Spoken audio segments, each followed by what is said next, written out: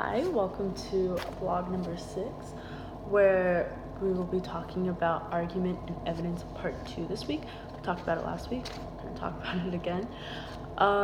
So the readings are still from the Rhetorical Act, Chapter 5, Resources of Evidence. And compared to last week, thought I would go more in depth on some of the evidence that can be used in the different types. So first of all, one of the most important pieces of evidence, as we know, are statistics.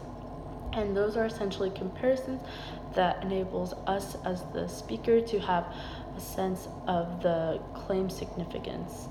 And statistics go hand in hand with visuals, because visuals can serve in one of two ways, as either reinforcement through visual aid or a standalone presentation, like let's say utilizing a PowerPoint along with your speech.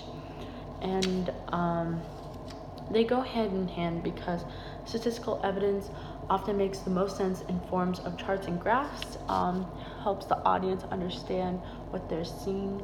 And like I said last week, we are a visual society, so seeing things like charts or graphs, again, is going to not only organize evidence, but make it more clear.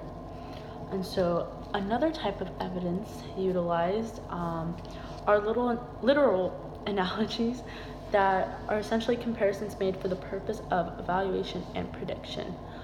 And when you're comparing 2 or 3 things, however many things or ideas you're comparing, the closer they are and the greater the number of similarities between them, means better basis for evaluation and prediction. And so that can be seen in our other textbook, Reading Pop Culture, Chapter 4, especially in the essay, The Pernicious Rise of Poptimism by Saul Austerlitz. And in his essay, he talks about the rise of pop, and if it deserves to be treated the same as other genres by critics. And so he, as the author, the type of evidence he kind of focuses on, or how I would classify his evidence, would be under literal analogies, because in the essay he likes to compare pop music to rock music, because in the past rock music was the most popular type of music, and now that pop music is the most popular, hence the name, it's easy to compare the two of them because they're similar in ways that how they were both at one point in time the most listened to genre of music of the time. So yeah, he likes to compare the two, and one of the biggest things he says is that rock music is more celebrated because they have something to say, whereas pop music doesn't have a lot to say and it's more on spectacle, which is a good example because we're both talking about music. And then my New York Times article I related to the certain types of evidences was, the article is called As Homelessness Surges in California, So Does Backlash. And so this article talks about tent encampments across California and how it's testing residents' tolerance and compassion as streets deteriorate. And so in this article, the type of evidence they like to use are statistics, which are always good because it really gives credibility to the author. And they also, like our other essay, talk about literal analogies. And so let me explain a little bit. So back to statistics. Some of the stats I thought were interesting in this article.